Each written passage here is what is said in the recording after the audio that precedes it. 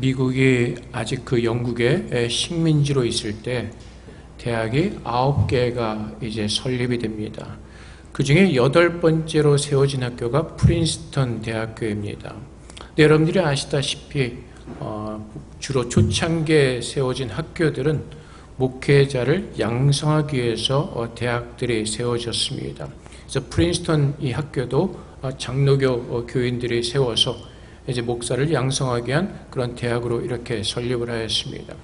그 프린스턴의 신학대학원의 원장을 하셨던 존 맥케이라는 분이 계십니다. 이분이 이제 1903년에 에베소서의 말씀을 읽게 됩니다. 14살이었습니다. 1903년 14살의 소년이었던 이 존 맥케이 교수님이 이 에베소서를 묵상하고 이렇게 고백합니다. 이 책은 내 생명의 은인이다 라고 고백을 합니다. 그 이유는 그분이 이 책을 묵상했을 때, 에베소서 말씀을 묵상했을 때 하나님의 구원의 풍성함과 하나님의 놀라운 은혜를 깨닫게 되었기 때문에 그렇습니다. 그래서 이분이 이 말씀을 읽은 후, 묵상한 후 하나님의 그 풍성한 은혜를 따라서 그는 살게 되었던 것입니다. 그의 인생이 완전하게 변하게 되었습니다. 그의 모든 삶이 변하게 된 것입니다. 그래서 그는 그 인생 가운데서 이 에베소서 말씀을 묵상함으로 새로운 세계가 열리는 것을 경험하게 되는 것입니다. 그래서 우리가 이 에베소서 말씀을 통해서 우리도 그런 동일한 은혜를 하나님께서 부어주시기를 주님의 이름으로 축복을 드립니다. 특별히 이 시대를 살아가는 우리들에게, 우리가 지금 이 시대를 보면은 참으로 분열이 있고 어려움이 있고 고통을 당하는 수많은 사람들이 있습니다. 근데 에베소서 말씀을 통해서 하나님은 치유를 말씀하시고 화해를 말씀하시고 평강을 말씀하고 계십니다. 그래서 우리 예수 믿는 사람들이 이 말씀을 통하여서 하나님께서 부어주시는 은혜 가운데서 우리도 존 맥케이 목사님이 새로운 세계를 경험하였던 것처럼, 새로운 그의 인생이 시작되었던 것처럼 이 말씀을 통해서 하나님께서 다시 한번 우리의 믿음을 새롭게 하시고 거룩한 삶을 살 수 있는 그 능력을 우리에게 부어주시기를 다시 한번 주님의 이름으로 축복을 드립니다. 바울이 이 에베소에 있는 교인들에게 편지를 쓴 것이 바로 에베소서입니다. 이 에베소 도시는 그 소아시아에서 굉장히 비중 있는 도시였습니다. 소아시아 그 에게 연안에 있던 그 위치한 도시였는데 지금으로 말하면 터키 근처에 있던 도시였습니다. 근데 그리스의 아테네가 이제 그 기원전 9세기에 약간 식민 도시로 이렇게 만들었던 도시였습니다. 근데 계속해서 그 에베소는 식민의 도시로서 또 로마의 시대까지 이어지게 되었습니다. 근데 식민 도시였지만은 에베소는 굉장히 상업이 발달하였습니다. 굉장히 부유한 도시였습니다. 근데 또한 부유한 만큼 또 우상을 섬기기로 굉장히 유명한 도시였습니다. 그래서 그 아데미 여신을 숭배하는, 그래서 그 우상이 굉장히 발달한 그런 도시였습니다. 그래서 성경에서도 에베소에 대해서 소개하기를 굉장히 풍요와 우상 숭배가 만연했던 곳임을 우리는 깨달을 수가 있습니다.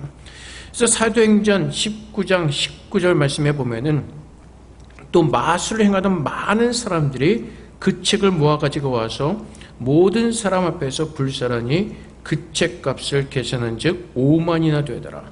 그래서 에베소 도시에는 그 마술과 죄가 가득했습니다. 바울이 전한 복음을 듣고 사람들이 회개합니다. 그래서 마술을 하고 하던 사람들이 그 책을 갖고 와서 불살랐는데 그 가격이 자그마치 은 5만이나 되는 어마어마한 양이었던 것을 우리는 깨달을 수가 있습니다. 또 우상 숭배가 만연했습니다. 사도행전 19장 24절 말씀에 즉 데메드리오라는 어떤 은장색이 은으로 아데미의 신상 모형을 만들어 직공들에게 적지 않은 벌이를 하게 하더니, 우상을 섬기는 사람들이 많다 보니까 그 우상, 신을 굉장히 많이 만들어내는 겁니다. 그래서 우상을 만드는 사람들이 돈을 많이 벌게 되었겠죠. 그래서 부유했지만은 그들은 참된 신을 모르기 때문에 이런 어리석은 일을 계속해서 했던 것입니다. 근데 우리가 지금 보았듯이 데메드리오라는 어떤 은장색이 은으로 신을 만들다고 하죠. 그래서 우상들은 사실 사람들이 다 만들어낸 신들입니다. 성경에서도 계속 말하는 것처럼 세상 사람들이 섬기는 신, 다 사람들이 수고하고 땀 흘리고 지치고 먹으면 살 수 없는 인간들이 만들어낸 잘못된 거짓 신들이라는 것입니다. 여러분들이 기억하실지 모르겠습니다. 달마야 놀자라는 영화를 혹시 기억하십니까? 깡패들이 이제 어떤 사건으로 인해서 피하게 되죠. 근데 도피를 하게 된 것이 절로 들어갑니다. 산속에 있는 깊은 절로. 근데 이 깡패들이 절에서 그냥 먹고 마시는 게 미안하니까 착한 일을 해보자. 그래서 불상을 닦기 시작합니다. 근데 불상을 닦던 얘들이 갑자기 궁금증이 생긴 겁니다. 이것을 한국에서 만들었을까? 메드 인 차이나일까? 그래서 그 궁금증에서 이 불상을 뒤집다가 잘못해서 떠뜨려서 손가락이 하나 깨져버리죠. 이것이 바로 사람들이 만들어낸 거짓된 우상입니다. 근데 그 에베소에는 이런 우상을 섬기는 수많은 사람들이 있었다는 것입니다.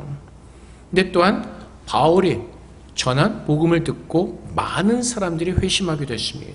근데 또 에베소 사는 사람들이 그 예수 믿는 사람들을 박해하고 또한 바울을 대적하기도 합니다. 그래서 고린도전서 16장 8절과 9절까지 말씀해 보면 고린도전서 15장 32절 말씀 먼저 보면은 내가 사람의 방법으로 에베소에서 맹수와 더불어 싸웠다면 내게 무슨 유익이 있으리요? 여기서 맹수는 대적하는 것을 말합니다. 내가 그들과 대적하면 무슨 유익이 있었으리요? 그리고 고린도전서 16장 8절부터 9절까지 말씀에 내가 오순절까지 에베소에 머물려 함은 내게 광대하고 유한 문이 열렸으나 대적하는 자가 많음이라. 그래서 에베소에 수많은 열심히 있는 사람들도 있었습니다. 근데 많은 사람들이 또한 예수 믿는 사람들을 대적하기도 했습니다. 그래서 사도행전 19장 17절 18절 말씀에서도 에베소에 사는 유대인과 헬라인들이 다 이 일을 알고 두려워하며 주 예수의 이름을 높이고 믿은 사람들이 많이 와서 자복하여 행한 일을 알리며, 그래서 열심히 있는 모습도 있었습니다. 근데 계시록 2장 4절에 가면은 또 이 교회가 책망을 듣습니다. 여러분들이 너무나 잘 아시는 책망입니다.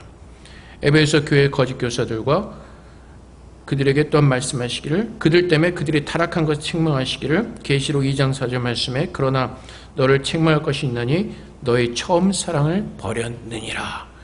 그래서 에베소는요 굉장히 다이나믹한 도시였습니다. 우상을 섬기고 굉장히 부유한 도시, 정말 복음이 들어갈 것 같지 않던 그 도시에 바울이 복음을 전함으로 인하여서 많은 사람들이 예수를 믿게 되었지만은 또한 동시에 또한 첫사랑을 버리고 잘못된 믿음의 길로 간 수많은 사람들이 있었다는 것입니다. 그래서 바울은 에베소 장로들에게 이미 그것을 예견을 합니다. 에베소 교회 거짓 교사들과 분리주의자들이 들어와서 교회를 혼란스럽게 만들 것을 예견을 합니다. 그것이 사도행전 20장 29절부터 30절까지 말씀입니다. 내가 떠난 후에 사나운 이리가 여러분에게 들어와서 그 양떼를 아끼지 아니하며 또한 여러분들 중에서도 제자들을 끌어 자기를 따르게 하려고 어그러짐만 하는 사람들이 일어날 줄을 내가 아노라. 그래서 그것을 바울이 알았기 때문에 또 사도행전 20장 28절 말씀에 장로들에게 부탁을 합니다. 여러분은 자기를 위하여 또는 온 양떼를 위하여 삼가라. 성령이 그들 가운데서 여러분을 감독자로 삼고 하나님이 자기 피로 사신 교회를 보살피게 하셨느니라. 그래서 바울에게는 또 에베소는 특별한 도시였습니다. 그런 우상을 섬기고 복음이 전해질 것 같지 않던 그곳에 복음이 들어갔고 수많은 사람들이 예수를 믿게 되었습니다. 그래서 바울의 마음 가운데 늘 에베소 교회를 향한 마음이 있었기 때문에 로마의 감옥에 갇혀 있을 때 이제 이 에베소서 서신을 에베소에 있는 성도들에게 보내면서 그들의 믿음을 강건케 하고 또 하나님의 그 은혜가 무엇인지를 다시 한번 각인시키면서 그들을 하나님께로 돌이키게 하고 그들이 믿음 안에 온전히 설 수 있도록 바울은 이 서신을 에베소 교회에 있는 성도들에게 보냈던 것입니다. 바울이 이제 이 서신을 시작하면서 에베소 교인들에게 강조하는 것이 무엇입니까? 하나님의 뜻으로 말미암아. 하나님의 뜻으로 말미암아. 이것이 예수를 믿는 사람들의 기본적인 마인드고 우리가 살아가는 중심이 되어야 하는 것입니다. 우리가 죄를 지었을 때에는 내가 하나님을 믿지 않았을 때에는 내 중심에 내가 있었습니다. 내가 왕이 되었습니다. 그 교만함을 가지고 우리는 우리가 원하는 것을 하며 살아갔던 죄인 중에 죄인이었습니다. 근데 하나님의 뜻 가운데서 우리를 부르시고 하나님의 자녀로 세워주셨습니다. 이제는 우리가 참 하나님이 누구이신지를 알고 하나님께로 돌이키는 그 은혜를 우리에게 부어주셨습니다. 그래서 예수를 믿는 사람들은 이제는 내가 배운 지식이나 진리가 아니라 하나님께서 내 삶의 진리가 되셔서 우리는 하나님의 뜻을 따라 살아가는 믿음의 성도로 하나님 그렇게 우리를 부르신 것입니다. 진리가 무엇입니까? 진리는 변하지 않는 것입니다. 동일한 것입니다. 세상에 어떤 일이 일어나도 어떤 시간 속에서도 어떤 환경 속에서도 어떤 사건 속에서도 변하지 않는 것이 진리입니다. 근데 세상에는 진리가 없습니다. 진리라고 생각을 하지만 그것은 진리가 아니죠. 그래서 우리가 살아가는 이 세상은 진리가 아닌 것을 따라 사는 수많은 사람들로 가득 차 있습니다. 그래서 한번 생각해 보세요. 지금 우리 그 사회에 지금 코로나 때문에 많은 불편함과 어려움이 있습니다. 근데 수많은 사람들이 말을 합니다. 코로나가 언제쯤 종식될 것이다. 언제 백신이 개발될 것이다. 백신이 개발돼도 내년까지는 코로나가 계속 갈 것이다. 근데 그 사람들이 하는 말을 잘 보십시오. 이럴 것이다라고 확신하고 단언하는 사람들은 아무도 없습니다. 다 그럴 것이다입니다. 사실은 똑똑한 사람들이고 연구가들이고 많이 배운 사람들이지만은 그들도 우리에게는 어떤 확실한 길을 제시해 주지 않습니다. 왜 그렇습니까? 그들도 모르기 때문에 그렇습니다. 그들도 말은 하고 있지만은 어떤 길을 제시하고 있지만 그들도 확신할 수 없는 그 길을 걸어가는 것입니다. 그래서 세상에 사는 사람들의 모든 길은 그럴까라는 그 길을 걸어가는 겁니다. 그래서 확신이 없죠. 그래서 그 길을 걸어가면서도 늘 불안한 것입니다. 내년에 백신이 개발이 될까? 내년에 코로나가 끝날 수가 있을까? 내년에 집에 가서 부모님을 뵐 수가 있을까? 내년에 한국에 와서 맛있는 것들을 먹을 수가 있을까? 그래서 늘 근심과 염려와 그 불확실함 속에서 우리의 마음에 평강이 없이 살게 되는 것입니다. 그것이 이 세상 사람들이 살아가는 모습인 것입니다. 철학가들도 마찬가지입니다. 철학가들은 누구죠? 지혜를 사랑하는 사람들. 그래서 지식을 추구합니다. 진리를 추구합니다. 근데 그 철학가들이 추구하는 그 모든 것들도 사실은 다 무엇이죠? 가설입니다. 이럴 것이다. 그래서 지난번에도 제가 언젠가 예를 들었을 겁니다. A라는 철학자가 칠판에 세모를 그리면 다른 B라는 철학자가 와서 세모를 지워버리고 공을 그리는 겁니다. 그리고 이것이 진리다라고 얘기하는 것입니다. 그래서 지금 우리는 살아가면서 공산주의가 최고다, 자유주의가 최고다, 어떤 그 세상 사람들이 세운 학설을 살아가고 있지만은 그 어떠한 것도 완전하지 않습니다.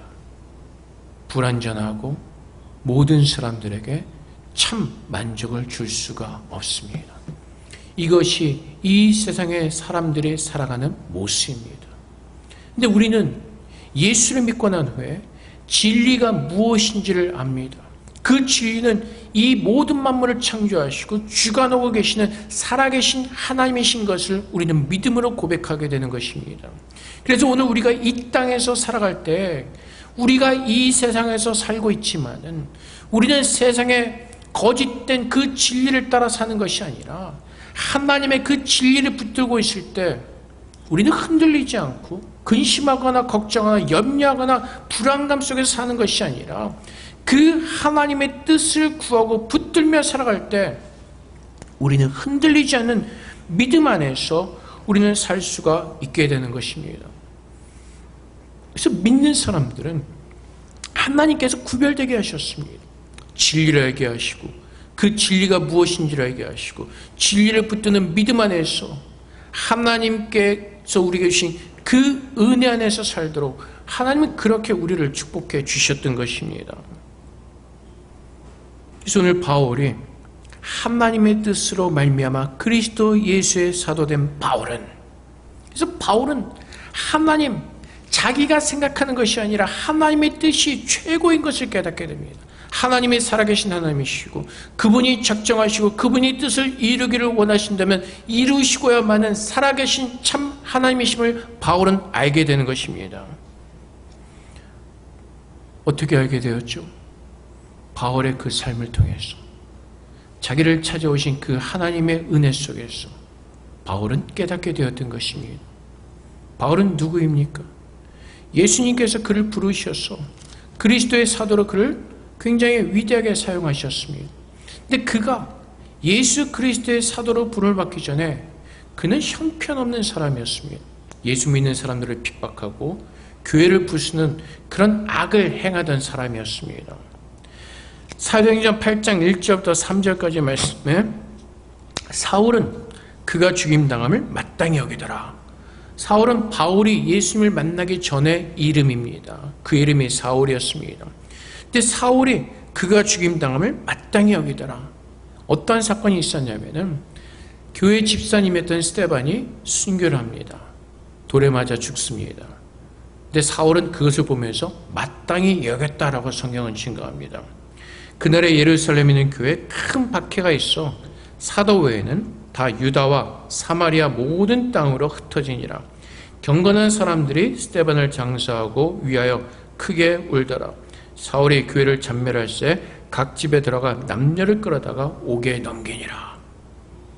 사울은 이것이 하나님을 위한 옳은 일이라고 생각했습니다. 자기의 신념을 위해서 예수 믿는 사람들을 핍박하고 교회를 부시고 각각 남녀를 잡아서 옥에 가두기까지 하였습니다.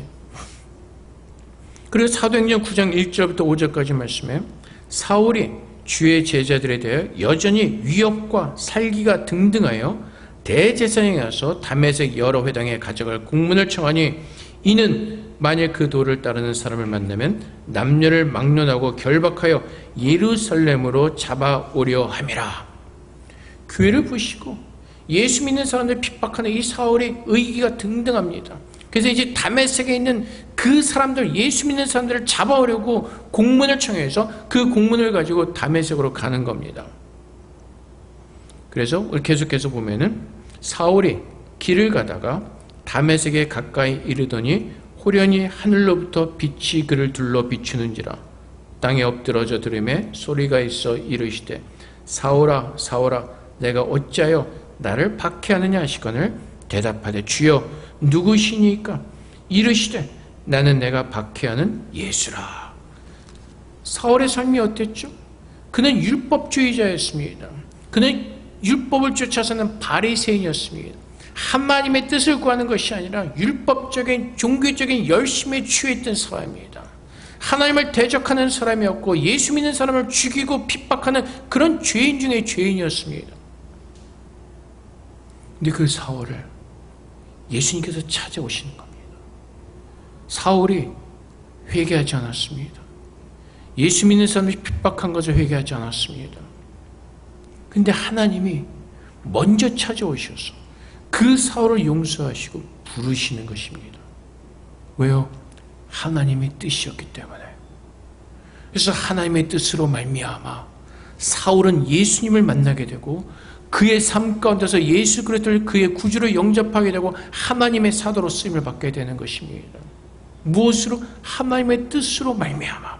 그래서 바울이 자기를 소개할 때 하나님의 뜻으로 말미암아 그리스도 예수의 사도된 바울은, 그래서 오늘 내가 사는 것이, 내가 이 땅에 존재하는 것이, 내가 예수를 믿게 되는 것이, 내가 크리스찬으로 사는 모든 것들이 하나님의 뜻으로 말미암아 이루어진 것을 고백하는 그 믿음의 삶을 사는 것입니다. 오늘 내가 예수를 믿는다면은 세상의 방법과 세상의 것으로 인하여서 근심하며 걱정하며 불안해하는 것이 아니라 죄 가운데 있던 나를 먼저 찾아오셔서 그분의 사랑으로 나를 불러신 그 하나님의 사랑을 붙들고 하나님의 뜻을 따라서 믿음 안에 서는 것입니다. 우리는 예수를 믿는다고 하면서도 자꾸 불안해합니다. 세상에 살다 보니까 세상의 것이 보이다 보니까 자꾸 세상의 것과 비교하면서 우리의 마음이 불안합니다. 그 이유가 무엇이라고요? 하나님을 향해서 그 하나님의 뜻을 온전히 붙들지 못하고 있기 때문에 그렇습니다. 대치동에 수많은 애들이 학원으로 몰려가죠. 그 중에 많은 아이들이 또한 교회 다니는 아이일 겁니다. 왜 그렇죠? 우리 아이 거기 안 보내 뭔가 불안한 겁니다.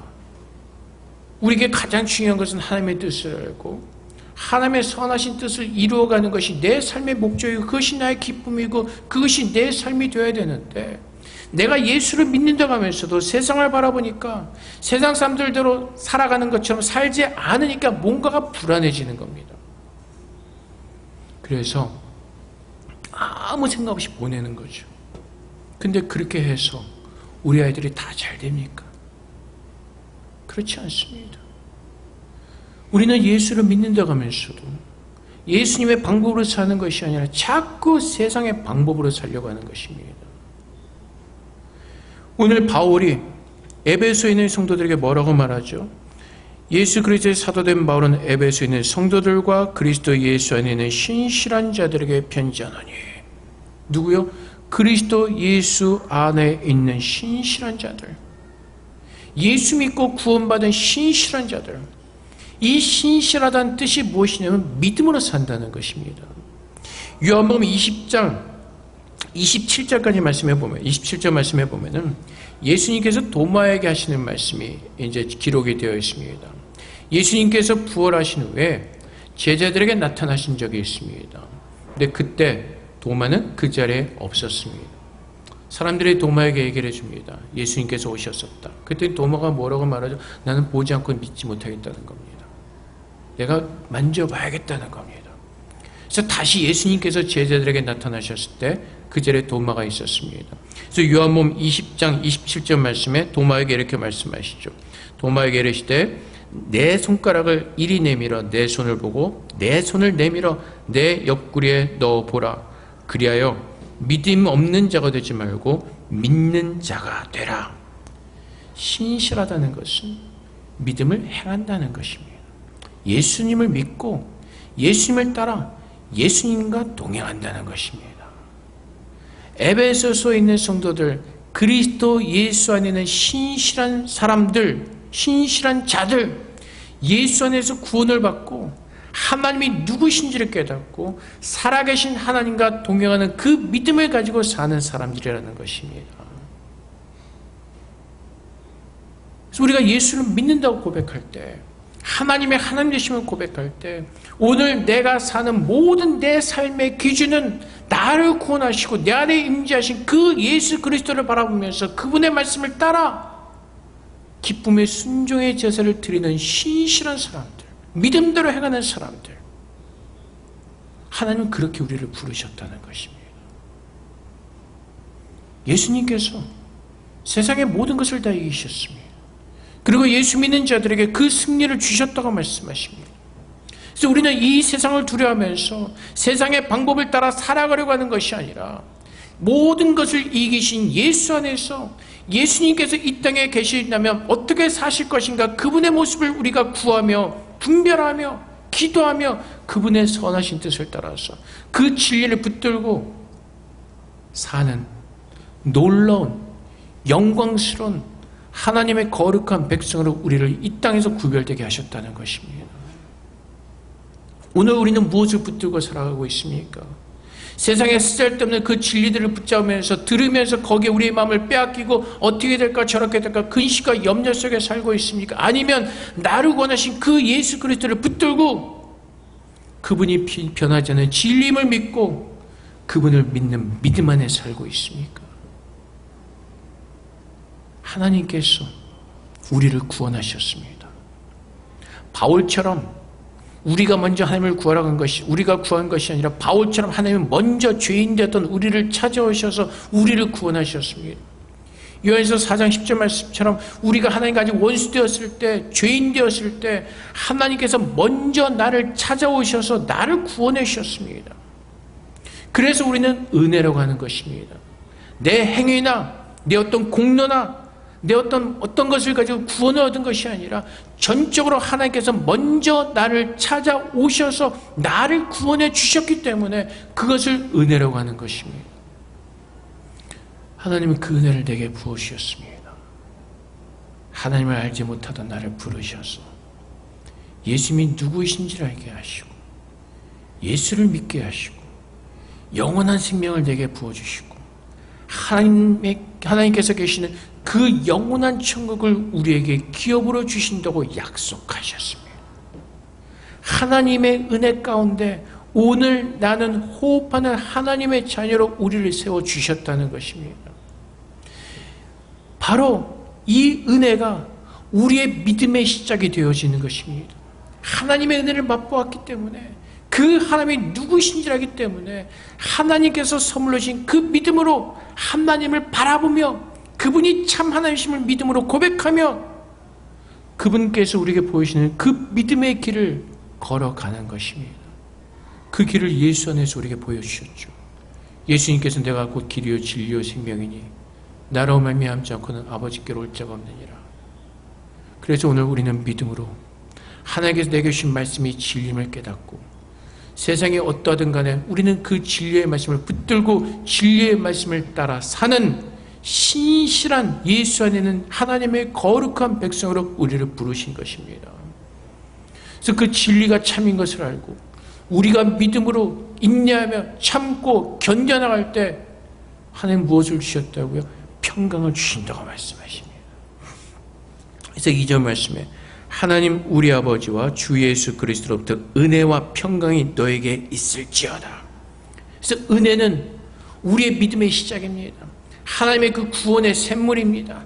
우리가 그 영생의 샘물을 마시며 하나님을 믿고 주 앞에 신실한 자로 믿음으로 설 때 그 믿음의 삶의 모습, 그 평강으로 우리의 마음 가운데 채워주시는 그 약속을 우리에게 주시는 겁니다.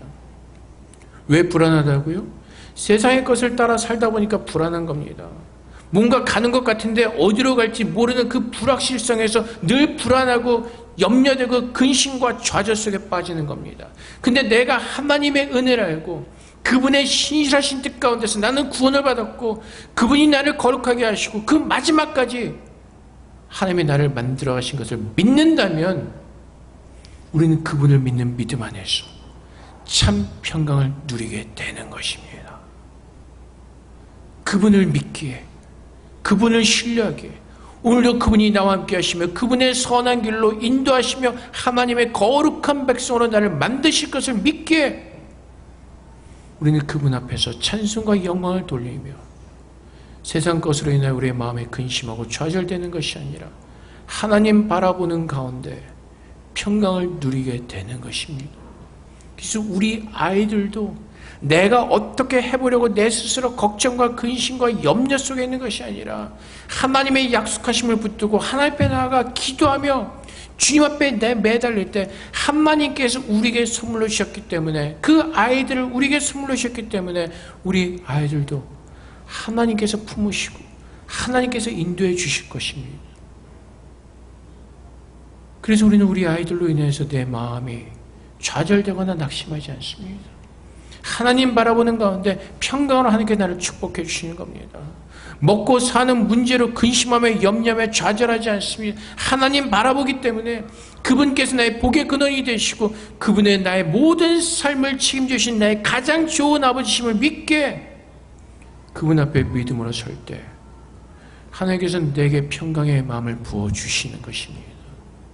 그래서 평강은 믿음의 성도들이 누리는 삶인 것입니다. 그래서 예수님께서도 약속하시죠. 세상에 줄 수 없는 평안을 너희에게 주노라.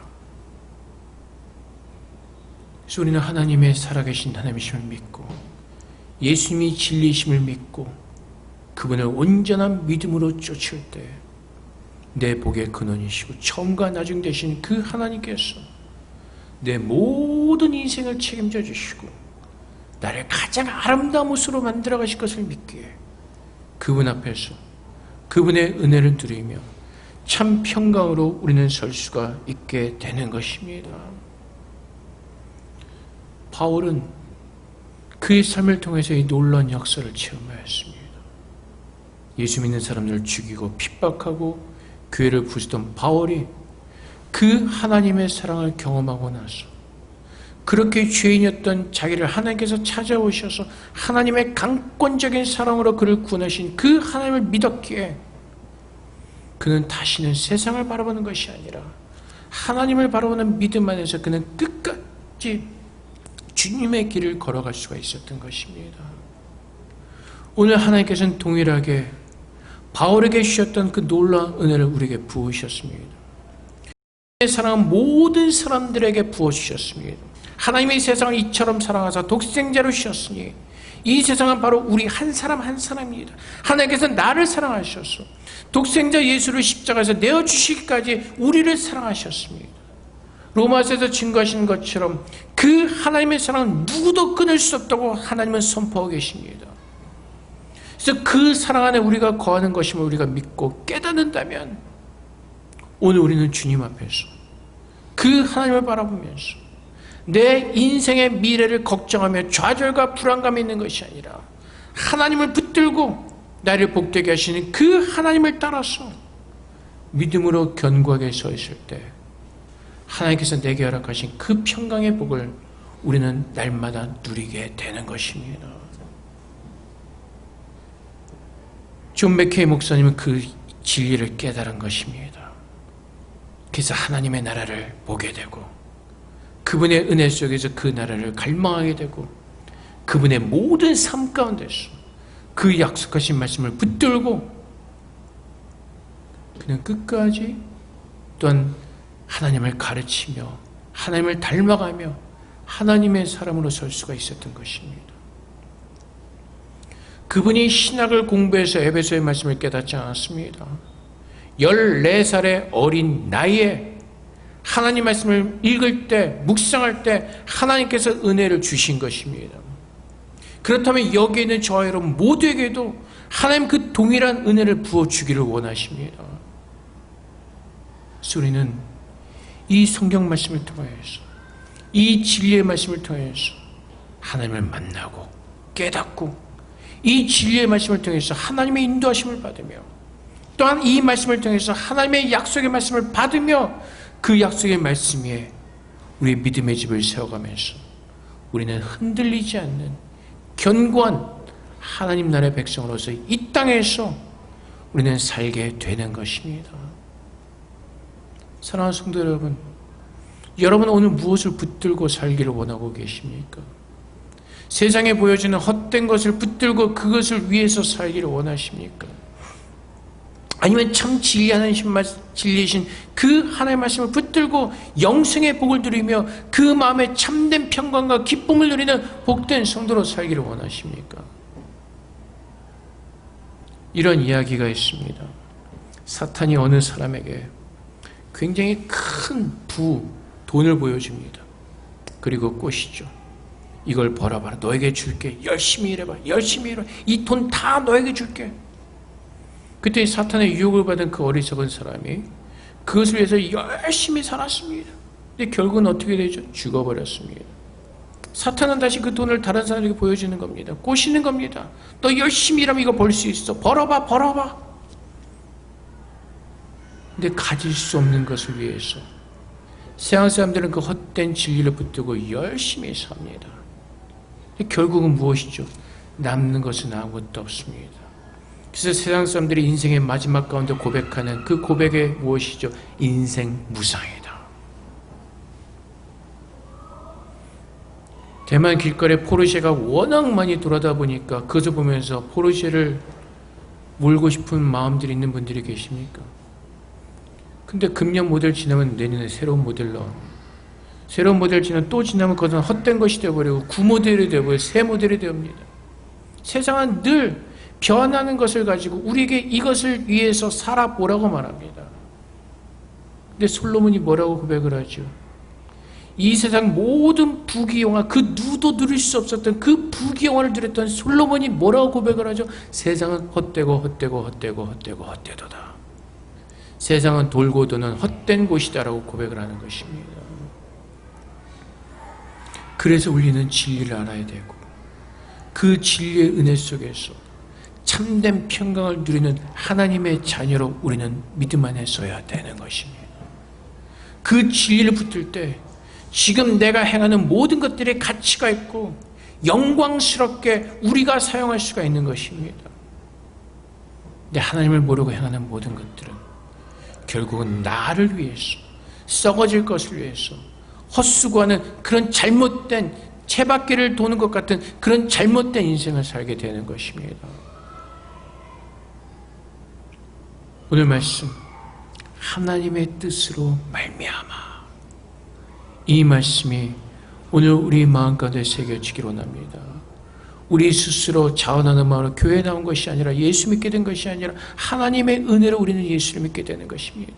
하나님의 뜻 가운데서 교회로 우리가 나온 것이고, 하나님의 뜻 가운데서 예수 믿는 믿음을 선물로 주셔서 예수 믿게 되는 것이고, 그래서 오늘 하나님의 뜻 가운데서 예수 믿는 사람으로 살게 하시는 것입니다.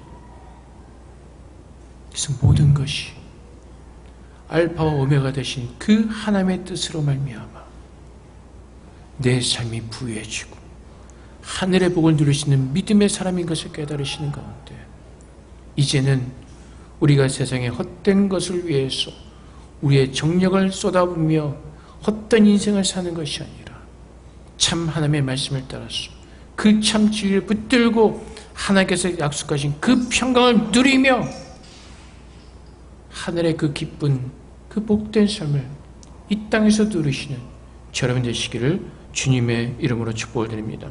우리 함께 기도하겠습니다. 하나님, 오늘도 이 말씀을 통해서 우리가 참 하나님의 뜻을 알아가는 귀한 믿음의 자녀 되게 하셔서 우리가 세상의 헛된 것으로 인하여 살지 말게 하시고 참 진리이신 하나님 말씀 안에서 참 순종의 제사를 올려드리는 그 평강으로 가득 찬 복된 삶을 살도록 하나님께 축복해달라고 이 시간 주 앞에 기도하며 나가도록 하겠습니다. 기도하겠습니다. 사랑의 아버지 하나님, 오늘도 주님께서 우리가 냄지하셔서 우리를 복되게 하시고 주님의 은혜 가운데 거하게 하신 줄 믿습니다. 오늘도 주님의 하나님의 은혜를 누릴 수 있도록 예수 믿는 믿음 안에 서게 하시고 그 참 진리로 우리 안에 축복하셔서 아버지 하나님의 살아계심을 고백하며 하나님의 은혜를 누릴 수 있는 믿음의 자녀가 될 수 있도록 우리 모두를 축복하여 주시옵소서. 오늘도 하나님의 살아계신 하나님을 고백합니다. 오늘도 그 하나님의 신실하신 하나님의 심을 고백하며 우리도 믿음으로 그 하나님을 믿는 신실한 가운데 가기로 합니다. 오직 하나님께서 내 하나님의 심을 고백하게 하시고 주의 이름으로 쓰는 믿음의 손도 되게 하여 주시옵소서. 주님 감사합니다. 하나님 아버지, 하나님께서 바울을 구원하셨던 것처럼 하나님께서는 동일하게 우리가 죄인 되었을 때 먼저 찾아오셔서 하나님의 은혜로 우리를 구원하셨습니다. 이제 그 은혜를 아는 믿음의 성도로 서게 하셔서 그 은혜를 누리는 복된 주님의 자녀 되게 하여 주시옵소서. 이제는 우리의 마음을 다하여 하나님만을 구하게 하시고 진리의 말씀만을 구하게 하셔서 내가 살아가는 모든 삶이 하나님의 뜻을 따라 우리가 기쁨으로 순종하는 참된 주님의 자녀의 모습으로 살아낼 수 있도록 하나님 그렇게 우리를 축복하여 주시옵소서. 우리가 세상 사람들처럼 어리석게도 세상의 그 진리 아닌 것을 따라가며 근심과 걱정과 염려하는 것이 아니라 우리는 참 하나님을 믿는 믿음 안에서 근심하지 않고 걱정하지 않고 오히려 마음의 평강을 누리며 참된 기쁨으로 가득 찬 하나님 나라의 복된 자녀의 삶을 누릴 수 있도록 한 그렇게 우리 모두를 축복하여 주시옵소서. 오늘에게 주시는 말씀을 통하여서 성령께서 다시 한번 우리의 영혼에게 말씀하셔서 참으로 깨닫게 하시고 이 진리의 말씀이 우리의 능력되게 하시고 내 삶의 생수가 되는 은혜를 누리게 하여 주시옵소서. 감사하며 예수 그리스도 이름으로 기도하옵나이다. 아멘.